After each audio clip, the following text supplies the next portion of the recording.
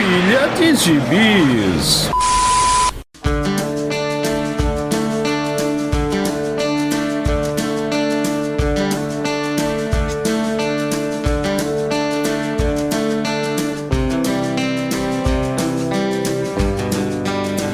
E aí, jagunçada?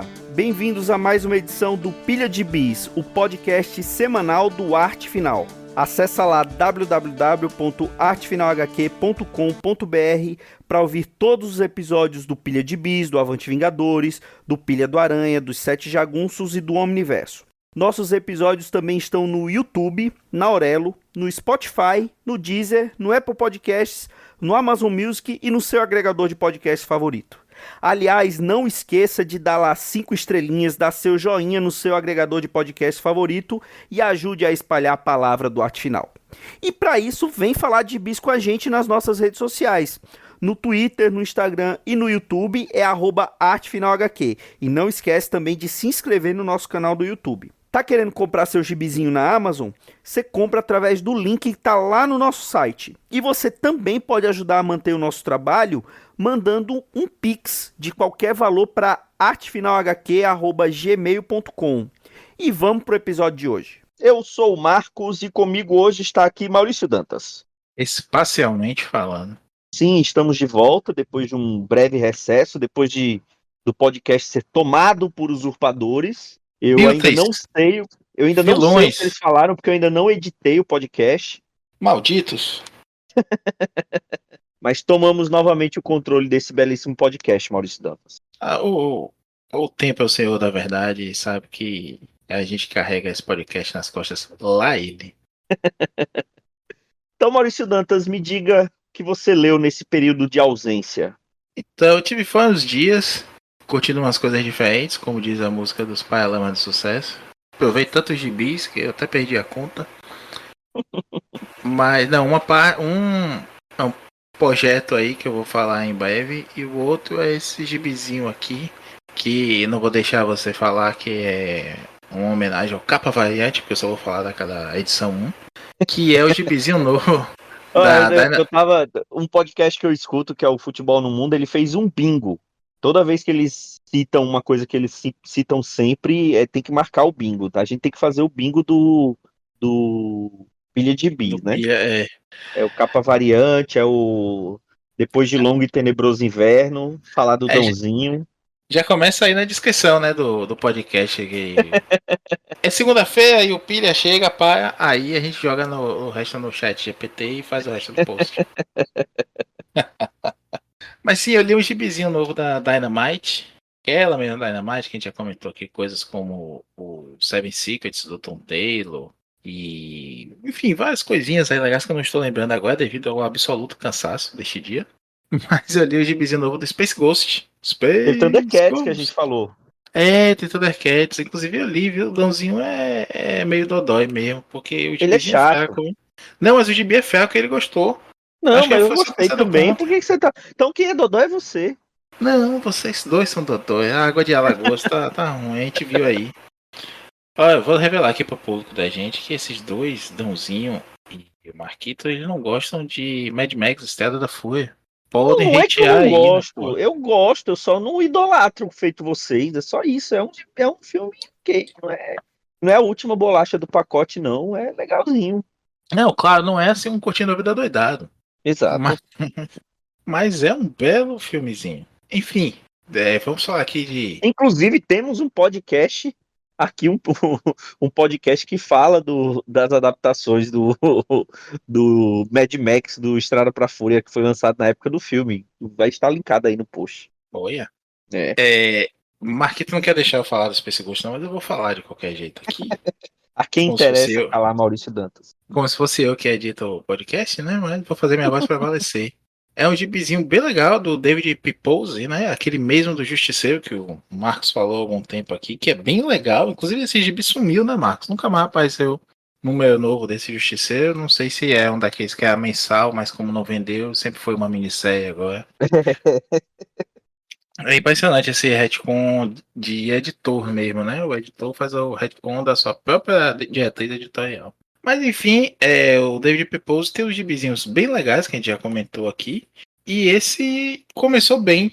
A arte é do Jonathan Lau. Eu já tinha visto algumas capas variantes dele, assim, pra DC, Olha principalmente. aí, capa variante. Ó, é. Plim! Vou arranjar aí um efeito sonoro pro bingo.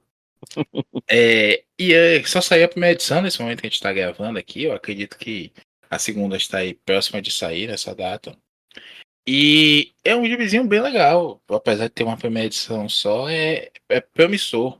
O traço é interessante, é um traço que é meio sujo, assim, vai lembrar um pouco alguns Commander Guy. Não vou chegar ao ponto de dizer que é um Daniel Warren Johnson, não. Eita, até o meu boneco caiu aqui quando eu tentei comparar com o Warren Johnson. Tá Hum. vendo? É, não é isso não, mas é um traço, aquele traço mais sujo, um pouco mais solto, assim, sem ser feio. Não é feio não, é bem legal, é diferente. Eu diria que é um Tony Moore meio menos refinado, assim, mas com Interessante. bastante cinética nas páginas, bem legal. E tem o Space Ghost é bombado, Marcos. O bicho é gigante, musculoso, assim, sabe? É quase o maldito Batman do Jim Lee com o Frank Miller, sabe? De tão grande que o bicho é, mas é bem legal a história, assim, ele segue bem a história do desenho, né? Essa primeira edição ele tá encontrando ali aqueles gêmeos com seus sidekicks dele, com o macaquinho falante, mas não tem nem nada de tom assim infantilizado não, é um sci-fizinho divertido para todas as idades, mas com uma pegada bem legal, assim, tem violência pra caramba, tem monstro morrendo, assim, os alienígenas, né? Monstro alienígena. E Que no alienígena começo pode, né? Já ficou estabelecido que alienígena pode, né? pode. E não pode matar bicho, só de bicho domesticável. E bicho do Ibama. Enfim, não pode matar bicho nenhum, não. Só barata. E é bem legal, assim, porque é bem dúbia a história, sabe? O que devia ser os patrulheiros galácticos lá estão no bolso de uma organização criminosa também. Então estão matando o pai dos meninos, que são os sidekicks. Estão querendo enganar eles também. E o Space Ghost é meio que. É como se fosse o espaço fosse uma guia de Gotham e a polícia também é corrupta. E o Space Ghost é o Batman do espaço, sabe? É Uhum. bem legal essa sacada, assim, mas todo mundo tem medo dele, né? Não sabe que porra que ele é. Então tem uma pegada bem interessante esse gibi. Eu vou continuar lendo aqui. Não sei se vai ser sucesso todo, não, mas. Pronto, eu li ele junto com o Thundercats. O Thundercats acho que tem 4 edições já fechou o primeiro ar. Tem umas ideias Sim. legais e tudo mais, mas não empolga como esse aqui me interessou desde a primeira edição. Vou seguir aí, quem sabe a gente volta pra falar, fechando esse primeiro arco aí, se vale a pena mesmo. Do Thundercats a gente falou da primeira edição, né? Que foi quando a gente falou dos outros títulos do Energon Universe. Foi no Pilha de Show da Xuxa. Esse é um nome de episódio que eu não vou esquecer nem tão cedo. E tá aí no link, né? Tá o link no post desse episódio que a gente gravou há pouco tempo. É, em relação ao Space Ghost, eu realmente não sabia que estava sendo lançada uma nova série. Já teve algumas tentativas, né? Já foram lançadas algumas séries pela DC, principalmente, né? Do Space Ghost. Teve aquela lá que era do Ariel Olivetti, aquela um pouco mais antiga. Tem Sim, os crossovers, né? Com os personagens da DC. Tem um crossover do Space Ghost com, acho que é com Lanterna Verde, com Lanterna Verde, exatamente.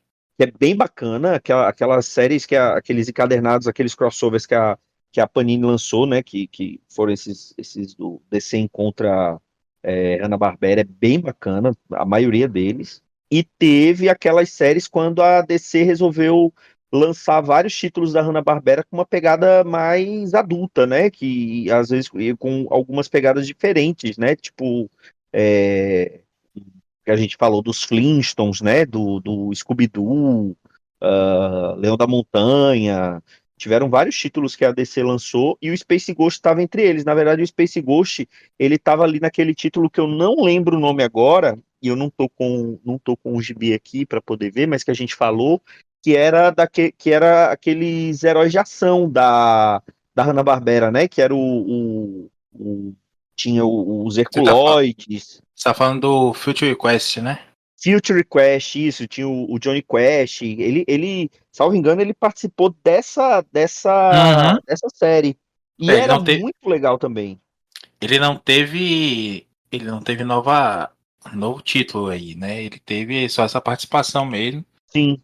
Deixou gostinho assim de quero mais. E de fato, Marcos, o Space Ghost teve um gibi em 2005, que é escrito pelo Joe Kelly, com arte do Aiel Olivetti, e as capas do Alex Ross, lindíssimas, né? O Wells que é Sim. fãzaço disso. E aí em 2016, ele teve um TP republicando essas histórias aí, né? Por isso que a gente acha que teve mais duas edições, ou duas continuidades da DC, mas não, foi só uma só que foi recontada.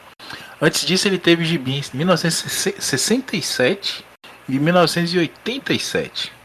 E aí só depois ele teve esse crossover aí com o Lanterna Verde, que é um crossover de 2017, salvo engano aqui. Já é depois de Future Quest, né?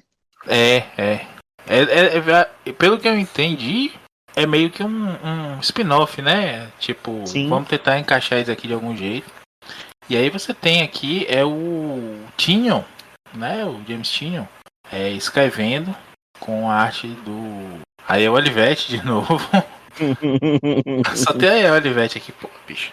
E o gibi anterior, a gente vai ter o gibi aqui também de. Eu me perdi aqui, mas tem um gibi com o Howard Chaykin também, escrevendo, desenhando. Eu acho que é esse Sim. mesmo aqui. Acho que tem uma história do Chaykin aqui Pode ser. Pode ser. É isso mesmo. O Checking faz uma história de backup, na verdade, que nem é do próprio. é, Nem é do próprio Space Ghost. É de uns personagens outros aí da Hanna-Barbera que aparecem também. Sim, eu sei que esses encadernados são bem bacanas. Tem aquela história que foi premiada, né, do teu escritor favorito, Tom King, do Batman com o Hortelino. E é muito boa, essa é muito É boa muito mesmo. boa, muito boa. Tem várias histórias boas nesses crossovers. Mas eu realmente não sabia que tinha essa série nova. E é aquela coisa, né? A Dynamite, ela tá meio que se especializando nisso, né? Porque Thundercats, que a gente falou, eu li que eles já estão programando para fazer meio que um universo Thundercats, né? Já vai ter uma minissérie da Chitara, Sim. né? Ele vai continuar com a história do título principal, mas já está programada uma minissérie da Chitara, deve ter minissérie dos outros integrantes também. E assim, apesar de você não ter gostado desse primeiro arco, eu achei bem interessante. é, é, Pena que não é o Declan Shalvey que desenha, né? Ele só escreve. Mas eu gostei da maneira que ele interpretou ali os Thundercats. E esse do Space Ghost eu já botei aqui na minha pilha, porque eu não sabia que estava sendo lançado. É um personagem que eu gosto. Eu vou dizer para você que eu não lembro assim muito do desenho. Não era um desenho que eu acompanhava tanto quanto. Não fica tanto assim no meu imaginário quanto Herculoides, por exemplo. Eu acho que Herculoides estava muito mais fresco na minha mente do que o Space Ghost.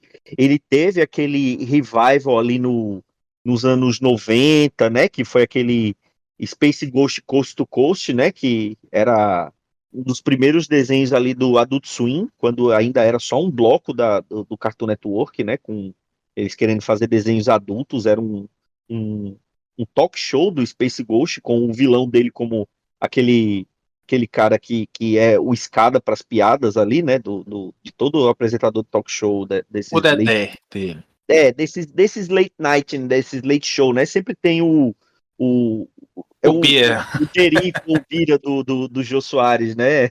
Sempre tem Boa, bem esse cara ali lembrada. para poder fazer a escada. E era o vilão do Space Ghost, era o dele, né?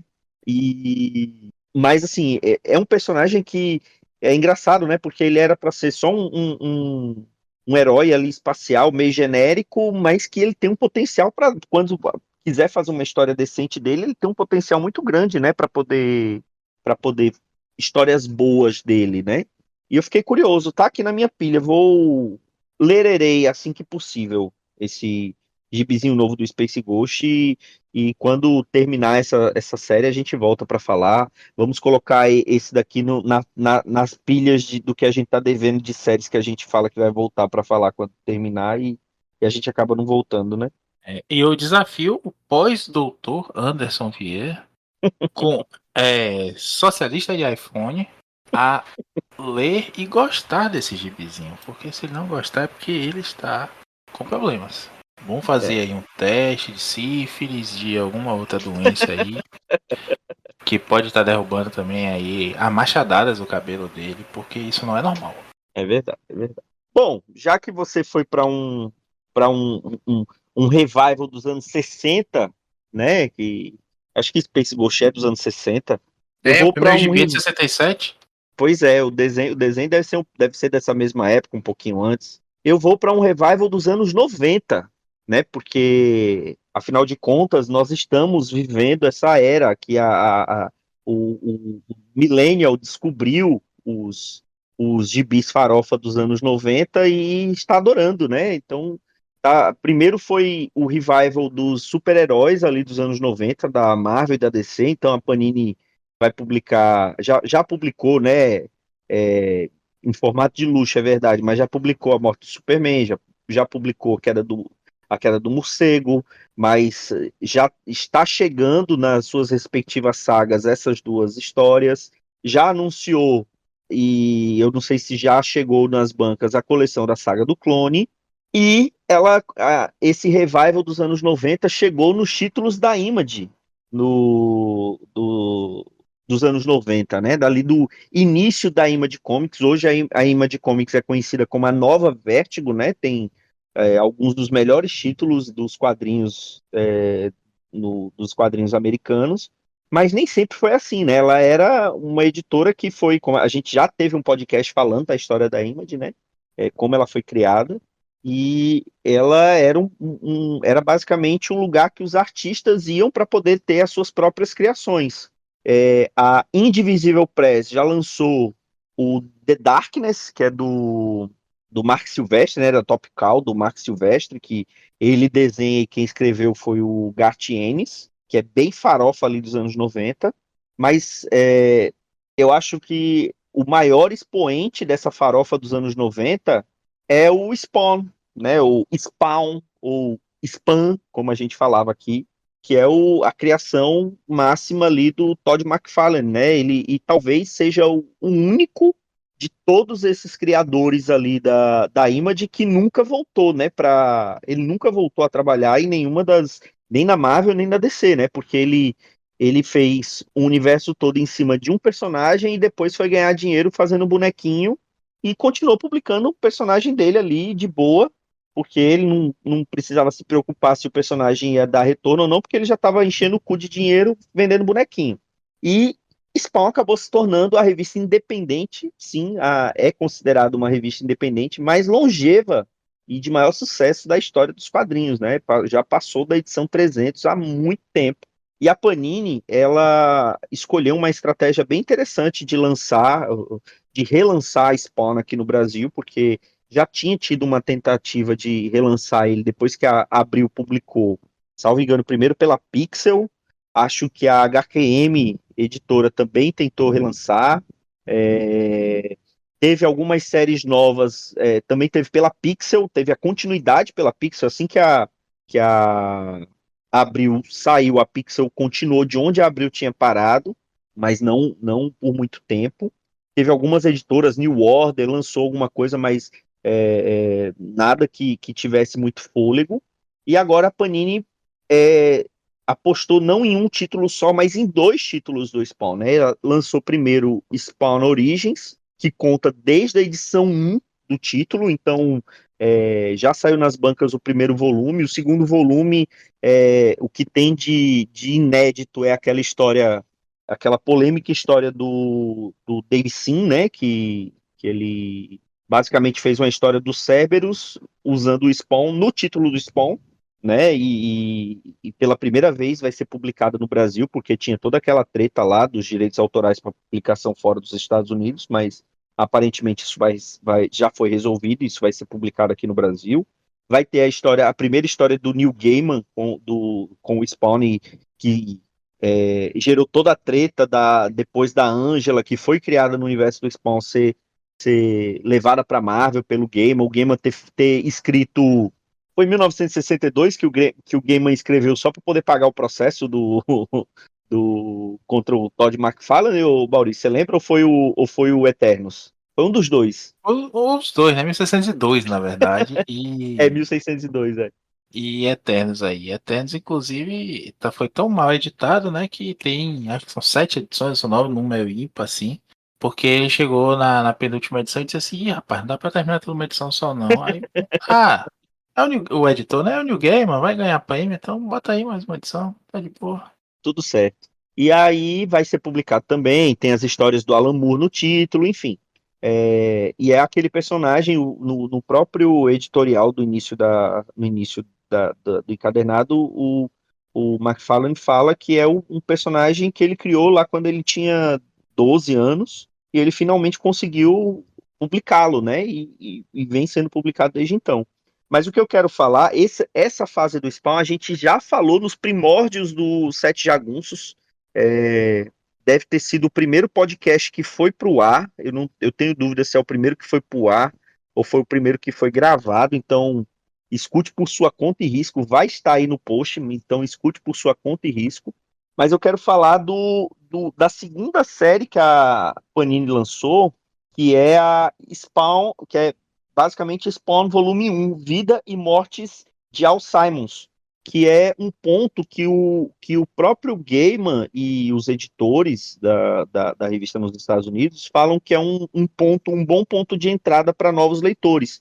Esse encadernado, ela edita da edição 296 até a edição 300 do Spawn, e essas primeiras edições, a 296 principalmente, é basicamente um resumo de tudo, de toda a história do Spawn até aquele ponto, né? Então, ele reconta, assim, contando meio que um flashback, ele conta qual foi a origem do Spawn, o Al Simons, que era um assassino do governo dos Estados Unidos, do exército, foi morto e ele fez um pacto com um capeta para poder voltar, que ele amava muito a esposa dele, fez um pacto com o capeta para voltar, só que, obviamente, ele foi enganado, porque ele volta 5 anos depois, parecendo um cocô pisado e sem muitas lembranças de quem ele era, e com a esposa dele casada com o melhor amigo dele e com uma filha.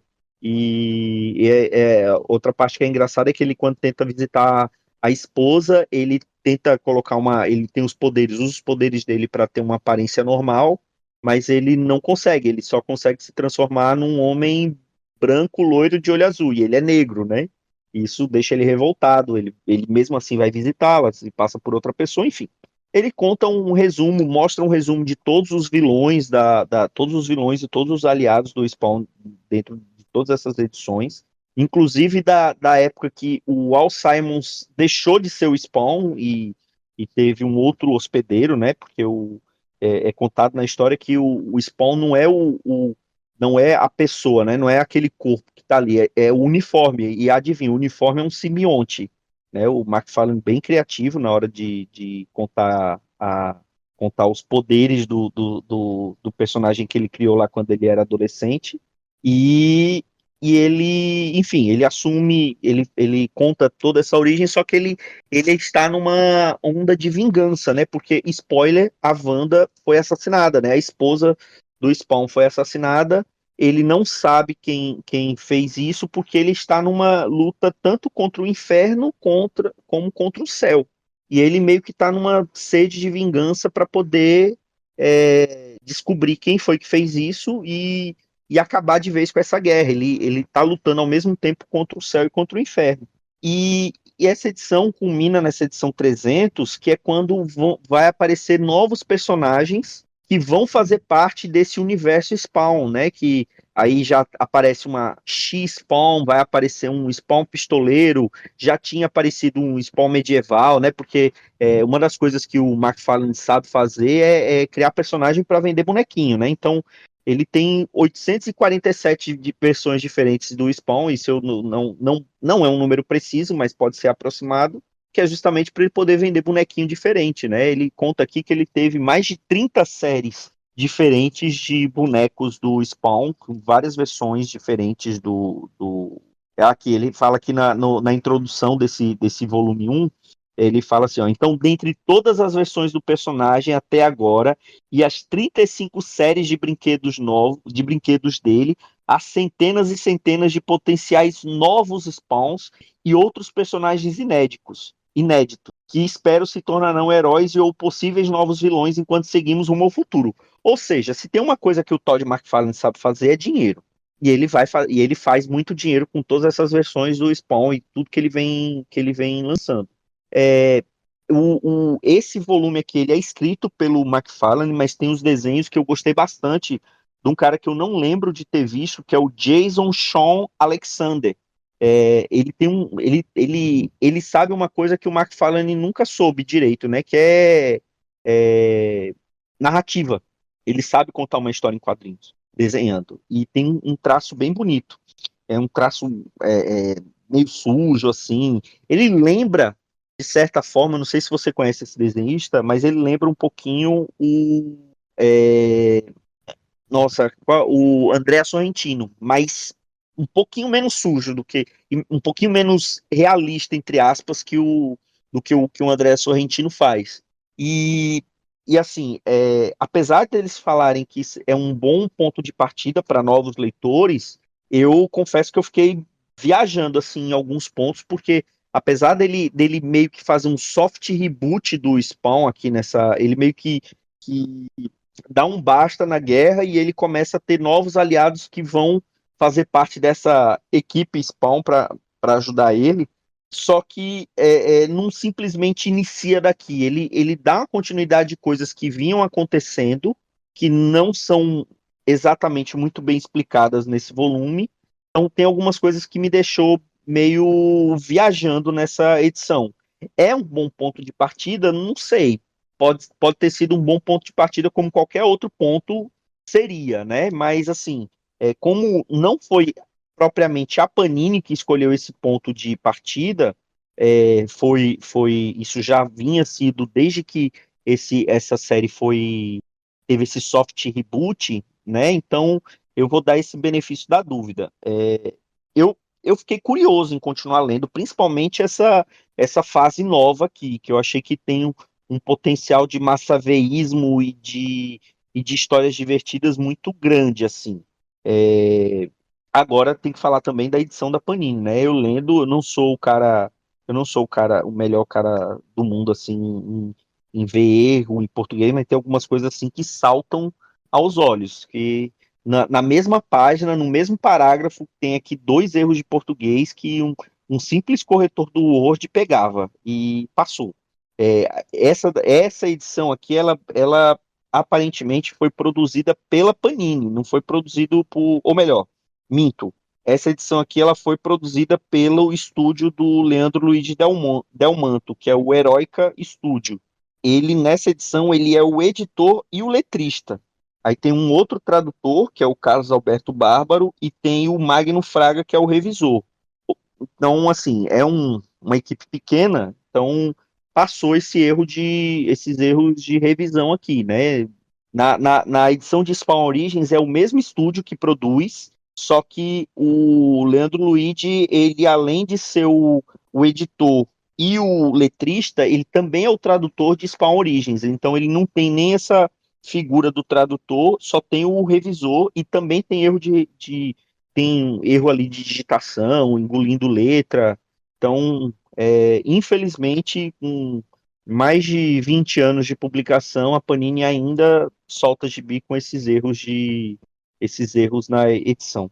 Eu sei que você não comprou essa edição, mas você chegou a ler Spawn, essa nova fase do Soldado do Inferno, Maurício? Não li, não comprei de fato, não li, mas eu quero ler para ser convidado pelo Léo Palmieri, pelo Gibi Nosso Cada Dia, para falar desse gibi de novo.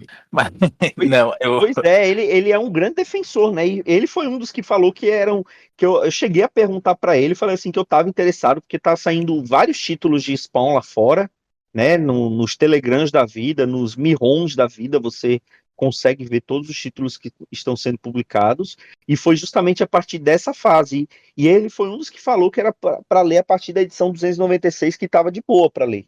É, assim, de boa naquelas, né? Eu lembro de É, pegar essa aí pra ler, mas de fato tem umas coisas que são complicadinhas de você pegar.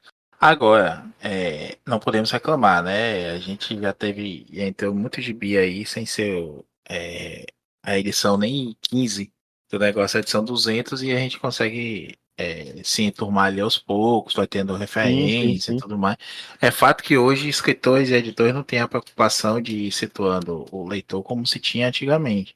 Mas já foi pior, né? Hoje, pelo menos, a gente acha fácil as coisas, basta conseguir Tem o tempo. Google, se você não quiser ler, ainda tem o Google para você pesquisar, para saber o que aconteceu. Na É, época que a gente começou a ler, o máximo que você tinha era a sessão de carta dos e gibis. se você dominar E um a gente pouquinho, não morreu. é, se você dominar um pouquinho assim de inglês, você ainda tem o YouTube também, que sempre tem os canais gringos, assim, canais bons, que vão fazer uma recapitulação legal. Assim, não é difícil não, o negócio é a gente ter tempo, né? Tem trabalho, família e tudo mais, é difícil. Eu tenho vontade de ler sim, me chamou a atenção esse revival aí do Spawn por conta dos bonequinhos, de fato. Vocês sabem que eu sou grande entusiasta aí. Se critico muito, também elogio muito o pioneirismo do McFarlane desde lá de trás, quando ele lançou o primeiro bonequinho do Spawn em 96, mais ou menos. E fez uma revolução no mercado de figuras de ação, né, de hominho. Eu lembro quando ele lançava figura, ele durante muito tempo lançou séries do Kiss, Sim, de o Psycho personagens de filmes de Circus. terror, né? O, o, o álbum Psycho Circus do Kiss, né, tem o gibi Psycho Circus também, que a Panini chegou. A Panini? Não, a Abril chegou a publicar aqui, Sim. com arte do Angel Medina, enfim. Tem muita coisa legal e assim, o bacana do McFarlane é que ele atira para todo lado, sabe? Ele não tem medo de perder dinheiro, não. Ele sabe que quando ele acertar, ele vai recuperar o dinheiro todo que ele perdeu no resto, né? Como ele tá fazendo agora. Resolveu, a McFarlane ficou muito focada em estátuas, né? A McFarlane Toys focou muito em estátuas, saiu muito do mercado de boneco, de figura de ação mesmo. Os próprios bonecos dele, poucos tinham muita articulação na época, e aí com o tempo ele foi aplicando mais articulação, né? Mas meio com os fatídicos 5 pontos, aquele bonequinho do Spawn antigo é maravilhoso de se ter, assim. Era lindo. Foi a primeira vez que você viu, assim, sem fazer concessões, né? O que você via no boneco é o que você via no gibizinho. Eu tive um Spawn medieval, eu acho. Eu tive dois Que, bonequinhos do. que é lindo, é isso. É igual o que você tava vendo no gibizinho, né? Então Sim. isso fazia toda a diferença. Hoje, se a gente tem esses bonecos de X-Men 97 que são a cara do desenho, se a gente tem até Hot Toys, né? Que pega a cara do ator mesmo e tudo mais. É porque o McFarlane lá até disse assim: não, vamos fazer sem concessões, diferente de um boneco do Super Powers, por exemplo, que a anatomia não tinha nada a ver com o desenho. Super Powers ou Super Amigos, né? Para os mais idosinhos. O cara sabe, o cara soube chegar e disse assim, não. É isso aí, a gente faz concessão porque a gente quer ter o bonequinho. Mas vamos fazer igual que aí a galera vai pirar. Eu tô olhando aqui agora, eu tenho uma boneca da Espiral, a Espiral do mundo do Mojo. Com 6 braços, com articulação dupla no cotovelo, não tem pino aparente. E é linda, sabe? E isso com certeza é muito graças ao próprio McFarlane que sacudiu as coisas laterais. E me chamou a atenção esses bonequinhos do Spawn que ele tava relançando aí, o Spawn pistoleiro, né? Que é o Spawn com aquele chapéuzão assim de Psycho Circus do Kiss, né? De mestre do picadeiro. Mas com uma jaqueta de couro toda ferrada, com aquela. Meio que um pistoleiro mesmo do Velho Oeste, sabe? Aí tem um Spawn com asa, tem a X-Spawn, né? Que com umas armas gigantes também. Inclusive a boneca dela vem com aquelas armas todas. Impressionante, consegue ficar em pé, viu? É tipo aquela capa do Bill Sienkiewicz da Electra. E a boneca da Electra conseguindo segurar aquela arma, né? É muito bacana isso, deu vontade de ver, de ir atrás, de achar esses gibizinhos assim. Não tive tempo ainda, mas eu tenho interesse. Elas estão aqui na minha pilha do Miron. O Miron, para quem não sabe ainda, é o sucessor daquele aplicativo que a gente gosta muito, o Takeomi, que a gente consegue fazer o streaming aí dos gibizinhos sem baixar. E se não baixou, não tem pirataria, né, Marcos? É verdade, é verdade. O site Arte Final HQ não apoia e não endossa as declarações pirataria. de seus participantes. O bom Enfim, de ter advogado participando é isso, tá vendo? Ele já fala e já dá o disclaimer. tô me sujando pra limpar a barra de vocês, tá vendo? Mas enfim, é um gibi que eu tenho vontade de ler, sim, mas com o perdão assim do latim, nem fudendo que eu vou dar esse dinheiro pra Panini, bicho. Olha a qualidade da coisa.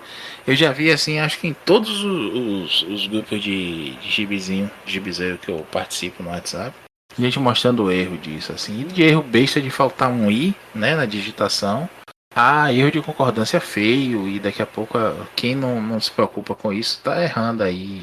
Expressão idiomática, tá colocando frase com sentido inverso do que tá querendo se dizer. E aí, sinto muito, se você só quer passar a página e ver desenho bonito, beleza, bom pra você que tem esse dinheiro pra jogar fora. Eu quero um negócio de qualidade, né? Eu prefiro não ter o físico e ler o scan sem me sentir não otário não, mas enganado, do que me sentir enganado e isso me prejudicar o meu curtir a história, né? Mas tá aí, vou botar passar na frente da pilha aqui, assim que eu terminar minha meta de chegar nas 300 edições de G.I. Joe do Larry Hama. Já li 10% disso, hein? Tô na 30. Olha aí. Um dia vai. Volto aqui no pilha pra falar dessa aventura.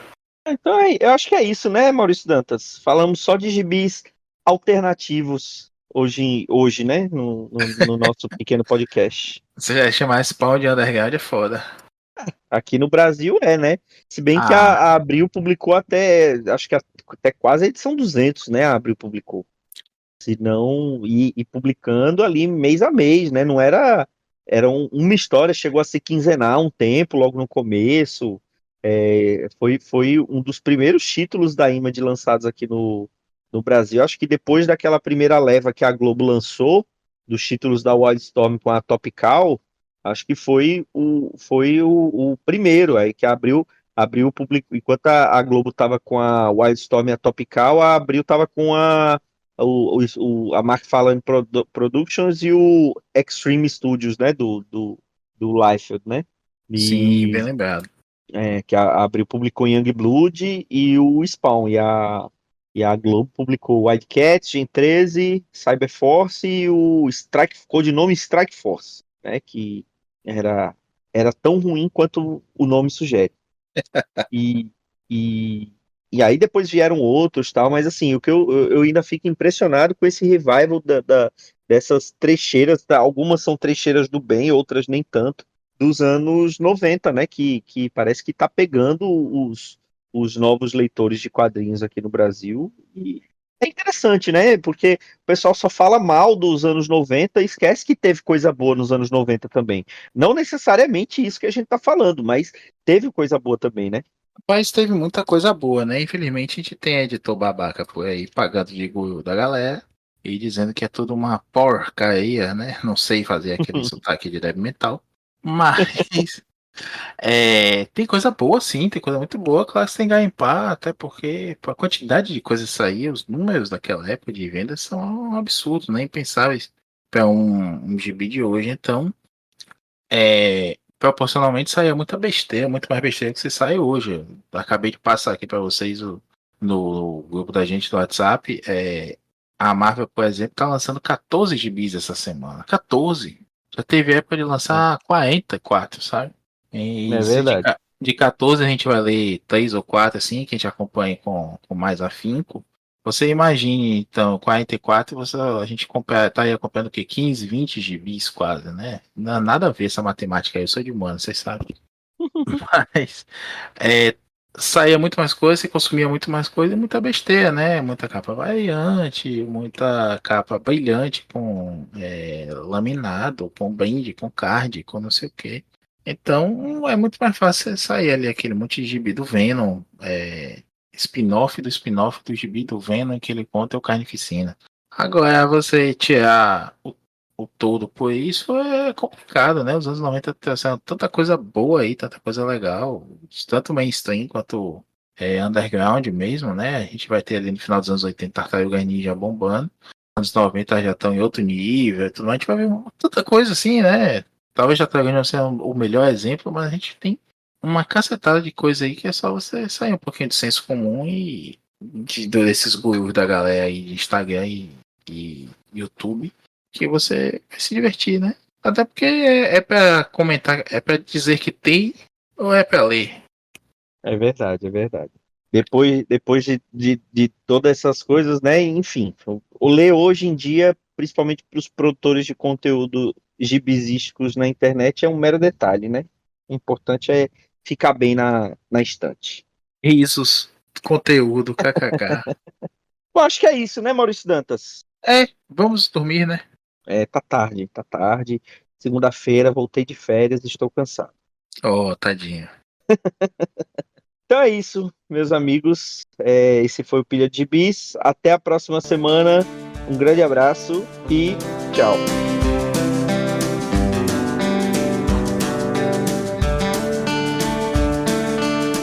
Esse foi o Pilha de Gibis, mais um podcast com o selo dos cabras de qualidade do Arte Final. Gostou do que ouviu aqui? Compartilhe e acesse o site, tem muito mais conteúdo de qualidade esperando por você. Vai comprar seus gibis na Amazon?